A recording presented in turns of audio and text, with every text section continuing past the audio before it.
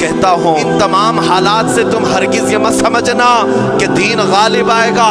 چاند پر بھی گہن لگتا ہے، لیکن جب گہن چھٹتا ہے تو چاند پورے آب و تاب کے ساتھ چمکتا ہے۔ وَفِي ذَلِكُمْ بَلَاءٌ مِّن رَبِّكُمْ عَظِيمٌ، یہ ہے فرمان اللہ کا۔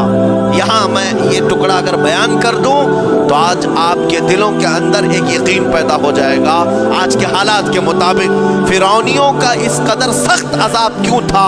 رب تعالیٰ فرماتا ہے اے مومنو، ان تمام معاملات میں اللہ کی طرف سے تمہارے لیے بڑا امتحان تھا۔ آج اگر امت مصطفیٰ پر گہن لگا ہے اپنے ان تمام نوجوانوں سے جو ابھی ان فوان شباب میں داخل ہوئے ہیں، ابھی یہ دنیا کو دیکھنے کے قابل بنے ہیں، میں ان سے کہتا ہوں ان آندھیوں سے، ان طوفانوں سے گھبرا کر کے نہ تمہیں دین بدلنے کی ضرورت ہے، نہ تمہیں اپنا مسلک و مذہب بدلنے کی ضرورت ہے، بلکہ میں یہ کہتا ہوں نہ گھبراؤ مسلمانوں، ابھی خدا کی شان باقی ہے، ابھی اسلام زندہ ہے، قرآن باقی ہے۔ یہ ظالم کافر کیا سمجھتے ہیں جو روز ہم سے الجھتے ہیں؟ ابھی کربلا کا آخری میدان باقی ہے۔ مصیبتیں دیکھ کر کے بھی وہ کہتے ہیں اللہ ہمارے ساتھ ہے۔ ان کے گھر اڑا دیے گئے، تباہ کر دیے گئے، راکھ میں بدل دیے گئے۔ دجالی میڈیا وہاں جا کر کے ان کے زخموں کو کھرید کر کے پوچھتا ہے تمہارا مال کیسے آئے گا، تمہارا گھر کیسے چلا گیا، لیکن ان حالات میں بھی وہ مسکرا کر کہتے ہیں اللہ نے دیا تھا، پھر اللہ ہے اور اللہ دے گا۔ یریدون لیطفئوا نور اللہ بافواہہم، قرآن میں اللہ فرماتا ہے کفار و مشرکین اپنے منہ کے پھونکوں سے اللہ کے اس چراغ کو بجھانا چاہتے ہیں، اللہ اپنے اس چراغ کو مکمل کر کے رہے گا۔ تو ہی وہ خدا ہے جو ابابیلوں کو بھیج کر ابرہہ کو ہلاک کیا، تو ہی وہ خدا ہے جو بدر میں اپنے نبی کے لیے 5000 فرشتوں کو اتارا، اے مولا تو ہی وہ خدا ہے جو یونس علیہ السلام کو مچھلی کے پیٹ سے زندہ سلامت نکالا، تو ہی وہ خدا ہے جو ابراہیم علیہ السلام کو بھڑکتی ہوئی آگ سے زندہ محفوظ فرمایا۔ وَمَا اللَّهُ بِغَافِلٍ عَمَّا يَعْمَلُ الظَّالِمُونَ إِنَّمَا يُؤَخِّرُهُمْ لِيَوْمٍ تَشْخَصُ فِيهِ الْأَبْصَارُ صدق اللہ مولانا العظیم۔ بارگاہ رسالت مآب صلی اللہ تعالی علیہ وسلم میں درود پاک کا ہدیہ پیش کریں۔ اللہم صلی علی سیدنا و مولانا محمد معدن الجود والکرم وآلہ واصحابہ الکرام وابنہ الکریم وبارک وسلم صلاة دائمتا سرمدا ابدا۔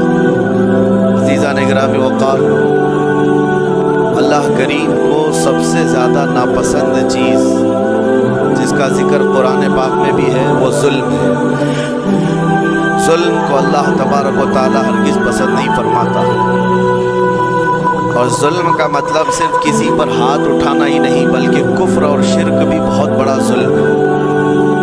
قرآن پاک میں اللہ نے فرمایا ان الشرک لظلم عظیم، اللہ کے ساتھ کسی کو شریک ٹھہرانا بہت بڑا ظلم ہے، اور اس ظلم کی بہت ساری شاخیں ہیں جو آج ہم دنیا میں دیکھ رہے ہیں۔ انسان کسی نہ کسی جگہ پر ظلم کرنے کا شکار ہو جاتا ہے، ظالم بن جاتا ہے۔ اور ظلم کی تعریف اگر دیکھیں عربی میں تو یوں کہا گیا وضع الشیء علی غیر محلہ، کسی چیز کو اس کی جگہ پر نہ رکھتے ہوئے، اس کی حیثیت کو اس کی حیثیت کی جگہ پر نہ رکھتے ہوئے دوسری جگہ پر رکھ دینا، یہ ظلم کہلاتا ہے۔ حقدار کو حق نہ دینا یہ ظلم ہے، یا اپنے حق سے زیادہ کسی سے چھین لینا یہ بھی ظلم ہے۔ اور یہ ظلم کی ایک دو نہیں ہزاروں مثالیں ہیں، لیکن قرآن ہر ظلم کی مذمت کرتا ہے۔ اللہ کریم کئی جگہوں پر ارشاد فرماتا ہے ان اللہ لا يحب الظالمین، اللہ تعالیٰ ظالموں کو ہرگز پسند نہیں فرماتا۔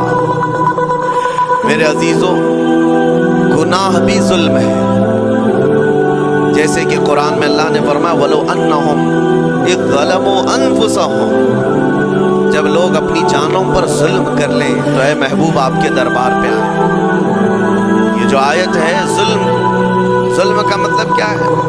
انسان جب گناہ کرتا ہے تو وہ اپنے آپ پر ظلم کرتا ہے۔ ظلم کی بہت ساری شاخیں ہیں، اور ظالموں کو اللہ پسند نہیں فرماتا، چاہے وہ اپنے اوپر ظلم کیا ہو یا کسی نہتے پر ظلم کیا ہو۔ آج دنیا میں جو حالات ہم دیکھ رہے ہیں، ظالموں کا ظلم عروج کو پہنچا ہوا ہے، اور قرآن پاک میں رب تعالیٰ نے ظالموں کی نشانیاں بھی بیان کی، ایسا نہیں کہ یہ پہلی مرتبہ ہوا ہے۔ اللہ تعالیٰ فرماتا ہے وَكَمْ مِنْ قَرْيَةٍ أَهْلَكْنَاهَا، کتنی بستیاں ایسی ہیں جن کو ہم نے ہلاک کر دیا۔ رب تبارک و تعالیٰ نے ان کو ختم کر دیا کیونکہ وہ ظالم تھے۔ ظالموں کی بستیاں جو ہلاک ہوئی، قرآن پاک میں 3 مثالیں آپ کو بتاتا ہوں۔ ایک نوح علیہ السلام کی امت اور ان کی آبادی، دوسری حضرت لوط علیہ السلام کی قوم، تیسری حضرت صالح علیہ السلام کی قوم۔ یہ تینوں قومیں ایسی ہیں، گناہ میں تو تھی لیکن غرور بہت زیادہ تھا، گھمنڈ بہت زیادہ تھا۔ آج کے دور میں اگر کسی کے پاس پیٹروٹ میزائل ہیں اور بم بارود کی طاقت رکھتا ہے، نیوکلیئر پاور ہے، تو وہ یہ سمجھتا ہے مجھے کوئی شکست نہیں دے سکتا۔ یہ ہر دور میں ظالموں کا خواب رہا ہے، ہر دور میں ظالم اسی طرح کی فکر رکھتے ہیں۔ نوح علیہ السلام کی قوم بہت مضبوط قوم سمجھی جاتی تھی۔ اللہ تعالیٰ نے اپنے نبی کو جب حکم فرمایا کہ آپ ایک کشتی بنائیں بہت بڑی، تو وہ آپ کا مذاق اڑاتے تھے۔ یہاں دور دراز کہیں نہ ندی ہے، نہ نالا ہے، نہ سمندر ہے، کشتی کس میں چلاؤ گے؟ اللہ کے نبی کو پتا تھا کہ عذاب آنے والا ہے، اور اپنے ایمان والوں کو آپ ڈرا بھی رہے تھے، لیکن کفار و مشرکین غرور و تکبر میں ایسے تھے، یہاں تک کہ نوح علیہ السلام نے اپنے بیٹے کو بلا کر کہا، جو کافر تھا، کہا میرے ساتھ آ جا، یا بنی ارکم معنا ولا تکن مع الکافرین، بیٹا ہمارے ساتھ آ جا، کافروں کے ساتھ مت جا۔ اس نے کیا کہا؟ قال سآوی الی الجبل یعصمنی من الماء، میں تو پہاڑ کی اونچی چوٹی پر چلا جاؤں گا، تمہارا پانی مجھے کچھ نہیں کر سکے گا۔ یہ اس وقت ظالموں کا خیال تھا، گمان تھا۔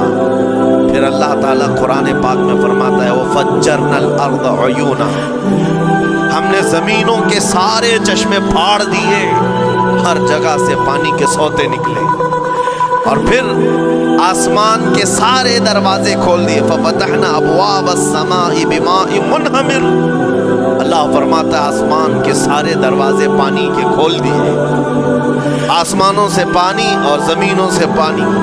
فَالْتَقَى الْمَاءُ عَلَى أَمْرٍ قَدْ قُدِرَ، سورہ قمر کی آیتیں ہیں، رب تعالیٰ فرماتا ہے پانی اتنا بڑھ گیا کہ جو رب تبارک و تعالیٰ کی طے کی ہوئی معینہ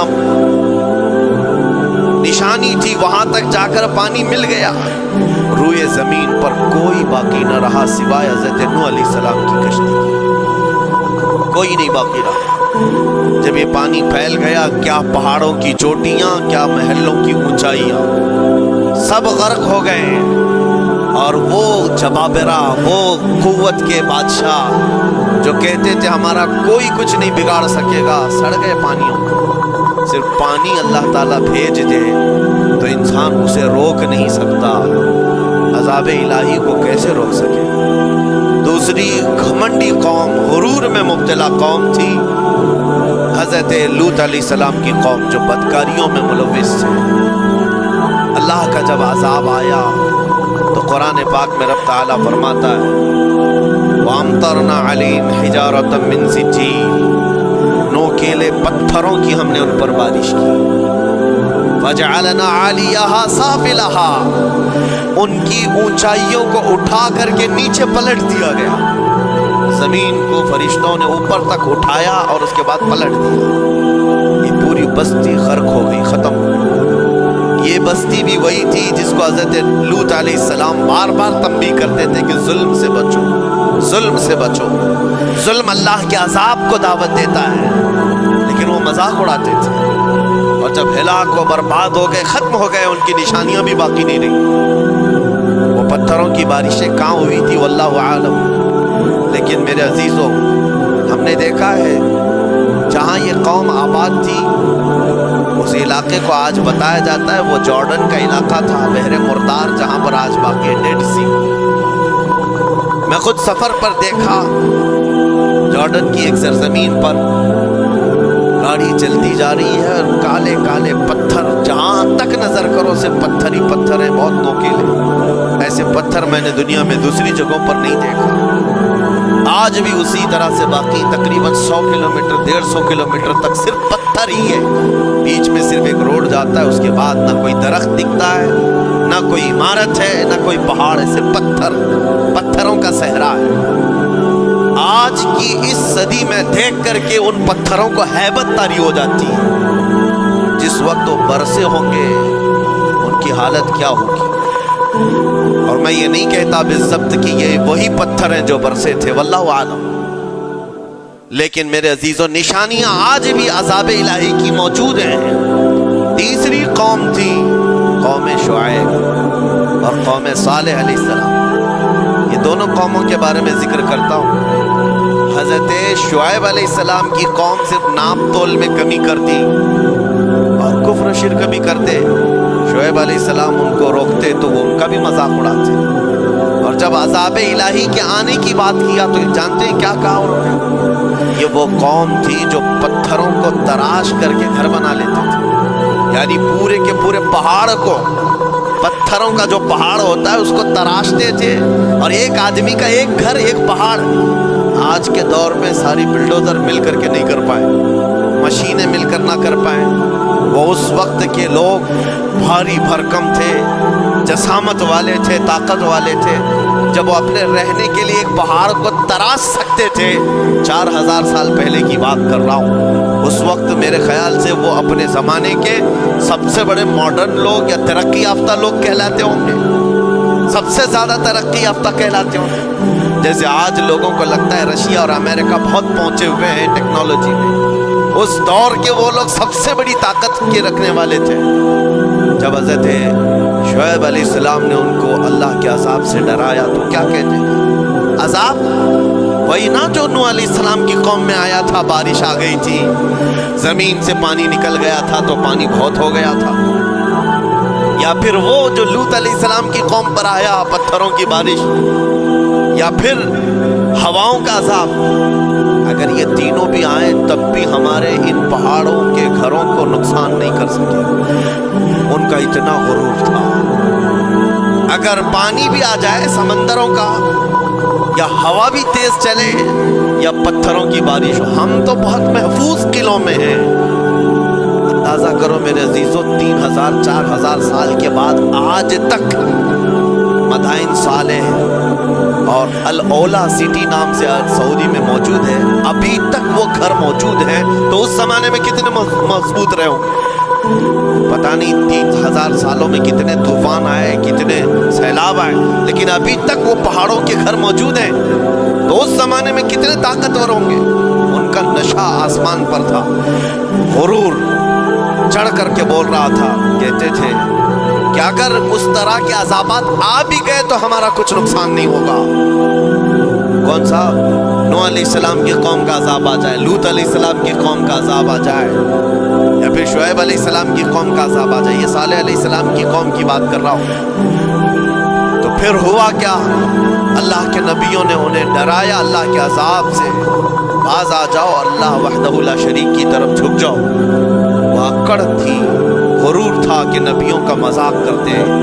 پھر ہوا کیا؟ قرآن کہتا ہے صرف ایک فرشتے کو اللہ تعالیٰ نے زمین پر اتارا، ایک فرشتے کو اتارا، اور اس کے بعد اس فرشتے نے ایک چنگھاڑ لگائی، ایک آواز کی، ایک آواز، صرف فرشتے کی ایک آواز ایسی تھی کہ جتنے اپنے مضبوط قلعوں میں گھروں میں موجود تھے، اس آواز کی ہیبت سے ان کا بھیجا کانوں سے باہر نکل آیا تھا۔ اور صبح کے وقت جب اس بستی میں جا کر کے دیکھیں تو سب کے سب اوندھے منہ گرے ہوئے تھے، ایک بھی اس میں سے بچا ہوا نہیں تھا۔ نہ نوح علیہ السلام کا طوفان آیا، نہ لوط علیہ السلام کی قوم پر برسنے والے پتھروں کا عذاب آیا، نہ ہی ہوائیں چلائی گئیں۔ ایک فرشتے کو بھیج کر رب تعالیٰ نے اپنی قدرت کا مظاہرہ فرمایا۔ اللہ کے کروڑوں اربوں لا تعداد فرشتے ہیں، ایک فرشتے کی طاقت ایسی ہے کہ اگر وہ اپنی آواز نکالے تو تمہارے کانوں سے بھیجا باہر نکل آئے۔ اللہ وحدہ لا شریک، وہ حی و قیوم کل بھی تھا اور آج بھی ہے۔ وہ رب ذل جلال حی و قیوم ہے، طاقتور ہے اور ہمیشہ رہے گا۔ اور رب تبارک و تعالیٰ نے قرآن پاک میں فرمایا، آپ یہ آیت تقریباً 3 جگہ قرآن میں آئی، وَإِذْ نَجَّيْنَاكُم مِّنْ آلِ فِرْعَوْنَ يَسُومُونَكُمْ سُوءَ الْعَذَابِ يُذَبِّحُونَ أَبْنَاءَكُمْ وَيَسْتَحْيُونَ نِسَاءَكُمْ وَفِي ذَلِكُمْ بَلَاءٌ مِّن رَّبِّكُمْ عَظِيمٌ۔ رب تعالیٰ فرماتا ہے یاد کرو فرعونیوں کے عذاب سے اللہ نے تم کو نجات دی۔ یہ بنی اسرائیل کو کہا جا رہا ہے یہ فرعونیوں کے عذاب سے، کہ فرعون اور اس کے لشکری اس قدر سخت سزائیں دیتے تھے موسیٰ علیہ السلام کی قوم پر، ایمان والوں پر، بنی اسرائیل پر۔ اللہ فرماتا ان سے نجات دیا رب تعالیٰ نے، لیکن وہ کرتے کیا تھے؟ بنی اسرائیل میں ایک بھی بچہ پیدا ہو جائے اسے ذبح کر دیتے تھے۔ فرعون کے لشکریوں نے 1 سال میں 12,000 بچوں کو قتل کیا، 12,000 بچوں کو ذبح کر دیا ہے۔ آج کے اسرائیلی اگر یہ بچوں پر ظلم کرتے ہیں تو یہ تعجب کی بات نہیں ہے، فرعون کی سرشت میں داخل تھا اور یہ فرعونی ہے، وقت کے جبابرہ ہیں، وقت کے ظالم ہیں۔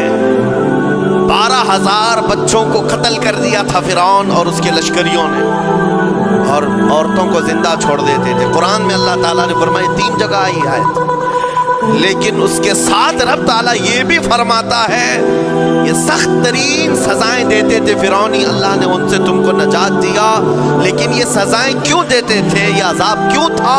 وَفِي ذَلِكُمْ بَلَاءٌ مِّن رَّبِّكُمْ عَظِيمٌ۔ یہ ہے فرمان اللہ کا۔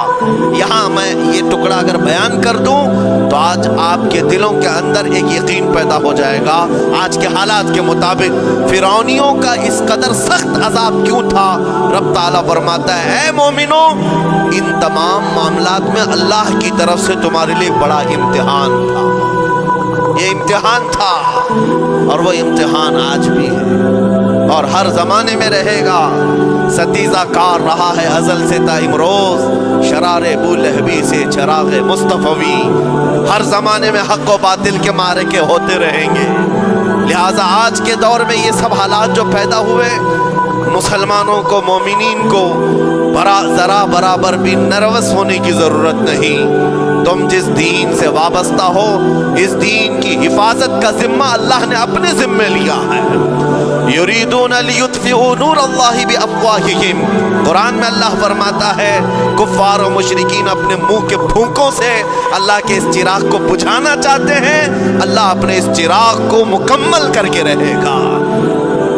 یہ اسلام نور الہی ہے، اللہ کا نور ہے اور اس کو صبح قیامت تک رہنا ہے، اور ہم جیسے اور بھی آئیں گے اس زمین پر اور آئیں گے جاتے رہیں گے، یہ آبادیاں ہیں بدلتی رہیں گی، خدائی قانون ہے، لیکن اسلام نہ کل بدلا تھا، نہ آج، نہ قیامت تک بدلے گا۔ ہم سب کا امتحان ہے میرے عزیزوں، ہم سب کا امتحان ہے، لیکن ان حالات میں مومنین کو کرنا کیا چاہیے؟ انہیں اپنے ایمان کو مضبوط کرنا چاہیے۔ کبھی کسی کے اڑتے ہوئے چھیٹڑے اور ٹکڑے دیکھ کر تمہیں مایوس ہونے کی ضرورت نہیں۔ اب ہمارا مستقبل کیا ہوگا؟ اب میرے عزیزوں، آج جو حالات ہیں یہ حالات کربلا سے زیادہ سخت تو نہیں ہیں۔ آج فلسطینیوں کو ہم نے دیکھا 6 ماہ کے، سال بھر کے بچوں کو سینے سے لگا کر کفن لپیٹ رہے ہیں۔ ان ماؤں کی کیا کیفیت ہوتی ہوگی؟ کبھی کبھار چھوٹی سی کلپ میں دیکھ کر کے آنکھوں سے آنسو بہ پڑتے ہیں۔ انہوں نے اپنے ہاتھوں سے نہ جانے کتنے بچوں کو ایک دن میں دفن کر دیا، 80 میتوں کو ایک قبر میں ڈال دیا کرتے ہیں۔ ان فلسطینیوں کو لاکھوں سلام، ان کے جذبات کو اور ان کی استقامت کو ہم تو دعا یہی کرتے ہیں، ان فلسطینی مسلمانوں کے برابر پوری دنیا کے مسلمان نہیں ہو سکتے۔ ہم تو ایک ناشتے پر صبر نہیں کر پاتے، وہ اپنے 10 بچوں اور خاندان والوں کے کٹے ہوئے چھیٹڑوں پر بھی کہتے ہیں اللہ ہمارے ساتھ ہے۔ ساری مصیبتیں دیکھ کر کے بھی وہ کہتے ہیں اللہ ہمارے ساتھ ہے۔ ان کے گھر اڑا دیے گئے، تباہ کر دیے گئے، راکھ میں بدل دیے گئے، اور نیوز اینکر کر یہ دجالی میڈیا وہاں جا جا کر کے ان کے زخموں کو کھرید کر کے پوچھتا ہے تمہارا مال کیسے آئے گا، تمہارا گھر کیسے چلا گیا، لیکن ان حالات میں بھی وہ مسکرا کر کہتے ہیں اللہ نے دیا تھا، پھر اللہ ہے اور اللہ دے گا۔ ان کے ایمان کے برابر ہم نہیں ہو سکتے، لیکن میرے عزیزو پوری دنیا کے مسلمانوں میں اس مسئلے نے آج ایک اتحاد کی فضا قائم کی ہے۔ اگر ہمارے درمیان آج بھی اتحاد نہیں ہو سکتا تو پھر میرے عزیزو شاعر نے سچ کہا تھا، جگہ جگہ کے تھک چکے ہیں تمہیں یہ ہنگامے، نشاط لذت خواب گراں بدل ڈالو، غلط روی سے منازل کا بعد بڑھتا ہے، مسافر و روش کارواں بدل ڈالو۔ آج کے حالات تمہیں اگر نہیں بدلنے پر مجبور کیے تو پھر بتاؤ کون سے حالات تمہیں بدلیں گے، کب تم بدلو گے؟ لیکن ان حالات پر آج بعض لوگوں نے یہ کہنا شروع کیا۔ میں نے چند دنوں پہلے ایک آیت پڑھی تھی، ایک بیان میں کہا تھا اللہ قرآن میں فرماتا ہے هو الذی ارسل رسولہ بالہدی ودین الحق لیظہرہ علی الدین کلہ، وہ اللہ ہے جس نے حق دین کے ساتھ اپنے رسول کو بھیجا ہے اور ہدایت کے ساتھ اپنے رسول کو بھیجا ہے۔ کیوں بھیجا ہے؟ لیظہرہ علی الدین کلہ، تاکہ وہ رسول پوری دنیا پر یہ دین غالب کرے، یہ دین غالب آئے گا۔ تو بعض مجھ سے کہنے لگے مولانا سٹیج پر بیٹھ کر چلاتے ہو، کئی کرسیوں پر بیٹھ کر کہتے ہو کہ تمہارا دین غالب آئے گا، تمہارا دین تو آج ٹکڑے ٹکڑے کیا جا رہا ہے، کوئی کچھ نہیں کر پاتا۔ ان ظالموں کو میں یہ کہتا ہوں، ان کو یہ میں کہتا ہوں، ان تمام حالات سے تم ہرگز یہ مت سمجھنا کہ دین غالب آئے گا۔ چاند پر بھی گہن لگتا ہے، لیکن جب گہن چھٹتا ہے تو چاند پورے آب و تاب کے ساتھ چمکتا ہے۔ آج اگر امت مصطفیٰ پر گہن لگا ہے تو میں اپنے ان تمام نوجوانوں سے جو ابھی ان فوان شباب میں داخل ہوئے ہیں، ابھی یہ دنیا کو دیکھنے کے قابل بنے ہیں، میں ان سے کہتا ہوں ان آندھیوں سے، ان طوفانوں سے گھبرا کر کے نہ تمہیں دین بدلنے کی ضرورت ہے، نہ تمہیں اپنا مسلک و مذہب بدلنے کی ضرورت ہے، بلکہ میں یہ کہتا ہوں نہ گھبراؤ مسلمانوں، ابھی خدا کی شان باقی ہے، ابھی اسلام زندہ ہے، قرآن باقی ہے۔ یہ ظالم کافر کیا سمجھتے ہیں جو روز ہم سے الجھتے ہیں؟ ابھی کربلا کا آخری میدان باقی ہے، ابھی تو کربلا کا آخری میدان باقی ہے۔ عزیزان گرامی وقار، میرے نبی کریم صلی اللہ تعالیٰ علیہ وسلم نے جو فرمایا وہ ہو کر رہے گا، وہ ہو کر رہے گا۔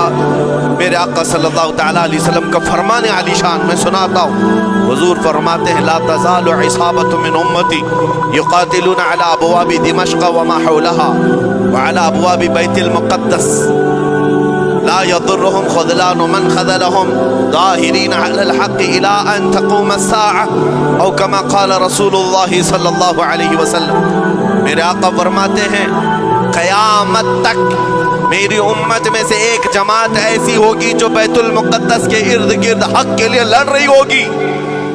حضور نے فرمایا قیامت تک لڑتی رہے گی، لیکن ساتھ میں ان کے لیے میرے آقا نے فرمایا پوری دنیا کے برا چاہنے سے ان کا کچھ نہیں بگڑے گا۔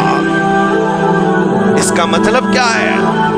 اگر آپ ہم سے پوچھتے ہیں کچھ نہیں بگڑے گا، حضور نے فرمایا کچھ نہیں بگڑے گا، لیکن ہم تو دیکھ رہے ہیں ان کے گھر تباہ ہو گئے، بچے مر گئے، چھوٹے بچوں کے سروں سے باپ کا سایہ نکل گیا، کسی کے سامنے اس کی ماں کی تڑپتی ہوئی لاش ہے، اور حدیث میں کہا جا رہا ہے ان کا کچھ نہیں بگڑے گا۔ سب تو بگڑ گیا، مال بھی گیا، دکان بھی گئی، تجارت بھی گیا، گھر بھی گئے، اولاد بھی، رشتہ دار بھی، اور حدیث میں کہا جا رہا ہے کچھ نہیں بگڑے گا۔ میرے عزیزو یاد رکھو میرے آقا کا فرمان حق ہے، کچھ نہیں بگڑے گا کا مطلب کیا ہے؟ یہ تمام اسباب جانے کا مطلب یہ نہیں کہ بگڑ گیا، بگڑا تو اس کا ہے جس کا ایمان بگڑ گیا، ایمان جس کا گیا اس کا سب بگڑ گیا۔ اور ہم نے ان بچوں کو دیکھا ہے آج، ارے رات کو سوتے ہیں تو انہیں پتہ نہیں ہوتا صبح ہوگی بھی کہ نہیں ہوگی، لیکن اس کے باوجود ایک دل دہلا دینے والی بات میں بتاتا ہوں، مصر کی سرزمین سے لوگ پانی کے بوتلیں اور ڈبے اٹھا کر کے بارڈر پر جا رہے ہیں، لیکن فلسطین غزہ کے وہ مسلمان کہتے ہیں اپنا پانی تم رکھو، اللہ کریم ہمارے لیے کہیں سے اپنی ہی زمین سے پانی عطا کرے۔ ان کو لوگ کہہ رہے ہیں क्या आप नहीं देख रहे वक्त का बड़ा फिरौन रोज अल्टीमेटम देता है 24 घंटे में इलाका खाली करो, निकल जाओ, घर खाली करो। कैसा ईमान है तुम्हारा, क्या आने वाली बड़ी बड़ी मिसाइलों का अपने सीने से मुकाबला करते हैं और कहते हैं कल से हम यही थे, आज भी यही हैं और यही रहेंगे और इसी मिट्टी में दफन हो जाएंगे। ये जो इस्तिकामत है, इसी को मेरे आका ने फरमाया दुनिया उनका कुछ नहीं बिगाड़ सकी। ईमान अगर मजबूत है तो कुछ नहीं बिगड़ा है। अरे 6 साल की बच्ची, 6 साल की बच्चियां, ट्रेंड चला हुआ है उनके मोहल्लों में, ट्रेंड चला हुआ है, अपने अपने हाथों में मेहंदी से अपना नाम लिख रही हैं, हंसी खुशी। पूछा उनसे कि नाम लिखने का ट्रेंड क्यों चला है अभी जंग के हालात में मेहंदी से? कहती है कल को अगर हम उड़ गए, चेहरा नहीं मिला, जिस्म नहीं मिला, हाथ अगर बचा हुआ हो तो नाम देखकर हमारे माँ बाप पहचान तो सके। शहादत का ये जज्बा, शहादत का ये जज्बा 6 साल के बच्चों में अगर आया है, यकीनन उनके सीनों में ईमान मौजूद है, ईमान मौजूद है। मेरे अजीजों जरा अपने हालात पर जरा तवज्जो करो। मौला करीम ने हमें किस चीज की कमी दी, कौन सी चीज कम आई हमारे घर में? हम तो मुरक्कन ग़िज़ाएं रोज खाते हैं। आज हमारे पास सारी नेमतें अल्लाह ने दी हैं, हम अय्याशियों के अड्डों पर पूरी रात गुजारते हैं। हमारे शहर आज जिस गली से गुजर जाए, सुबह की अजान तक यहाँ गप्पे लगाते हुए खड़े रहे। ऐ मेरे अजीजों, हालात तो हमारे ऐसे हैं कि खा खा करके चर्बियां चढ़ गई। हमें उनका क्या एहसास हो पाएगा, उनका क्या एहसास हो पाएगा जिनके यहाँ पानी से ज्यादा खून देखा जाता है, जिनके यहाँ जिंदों को पकड़ने के लिए नहीं, अब मुर्दों को पकड़ने के लिए लोग भी नहीं। अजीज़ा ने गिराम वक़ार, जनाजा उठाने के लिए लोग पूरा दिन इंतजार करते हैं, कोई नहीं है। पुरसाने हाल इन सब हालात के बावजूद मैंने एक बच्चे को भी वहां से ये कहते हुए नहीं सुना कि हम पर बहुत बड़ा जुल्म हो रहा है, हमको यहाँ से निकाल लो, मदद करो, कोई आओ। नहीं, वो सब सिर्फ इतना ही कहते, जो कुछ हो रहा है हम अल्लाह के पास जाकर कहेंगे, ये सारे मामलात हम अल्लाह की बारगाह में शिकायत करेंगे। यह है ईमान, यह है इस्तिकामत। और मेरे आका सल्लल्लाहु तआला अलैहि वसल्लम के फरमान आलीशान के मुताबिक उनके लिए इतनी ही बड़ी दौलत काफ़ी है। आखिर में मैं इतना कहूँगा, इजराइल के कुत्ते और सालिम मिलकर ईंट से ईंट बजा दें, उनके टुकड़े टुकड़े करके राख कर दें, तब भी हम कहेंगे फतह तो बैतुल मुक़द्दस की ही है, फतह तो उन मजलूमों की है जिनके पास खोने के लिए कुछ नहीं था, फिर भी वो डटे रह गए। तुम्हारे पास तो पेट्रोल मिसाइल बड़े बड़े, तुम्हारे पास तो बहुत सारी चीजें होकर बच्चों पर, हॉस्पिटल पर, न जाने कितनी जगहों पर तुमने बमबारियां की। मुझे हैरत होती है, पूरी दुनिया आज भी खामोश तमाशाई है। ये जुल्म नहीं है तो और क्या है? और जब जुल्म अपने उरूज को पहुंचता है, अल्लाह की पकड़ आती है, अल्लाह का अजाब आता है। और जब अल्लाह का अजाब आता है तो जितने खामोश तमाशाई थे सब उस अजाब में गिरफ्तार होंगे। इसलिए मेरे अजीजों, आप हमसे अगर ये पूछते हैं हमें यहाँ बैठकर करना क्या चाहिए, हम कैसे करें? तुम्हारा दिल अगर रो पड़ा उनके दर्दों से, ये भी लिखा जाएगा, ये भी लिखा जाएगा। ये बंदा जा तो नहीं सकता था, लेकिन अपने भाई के दर्द में ऐसा बेकरार था कि इसका खाना छूट गया था, ऐसा बेकरार था कि इसकी नींदें खत्म हो गई थी। ये भी लिखा जाएगा अल्लाह की बारगाह में। लेकिन यहाँ बैठ करके हम अय्याशियों पर अय्याशियां करें, अपने गुनाहों से कभी बाज ना आए, तो फिर मेरे अजीजों, उन निहत्ते मजलूमों के हम बहुत खतरनाक किस्म के दुश्मन कहलाएंगे। जहाँ उनको पानी का एक कतरा नहीं, जहाँ उनके लिए लुकमा नहीं, वो किसी का बचा हुआ कचरा खाने पर मजबूर है, उस वक्त हमारी बर्तनें खानों से भरी हुई हैं, हमारी दावतों में हमारे बचे हुए खाने गटर और नालियों में बह रहे हो। ان حالات میں میرے عزیزوں پکڑ ہوگی، ہماری بھی پکڑ ہوگی۔ بدلو اپنے حالات، اٹھو وہ کرنا حشر نہ ہوگا پھر کبھی، دوڑو کہ زمانہ چال اپنی چل گیا۔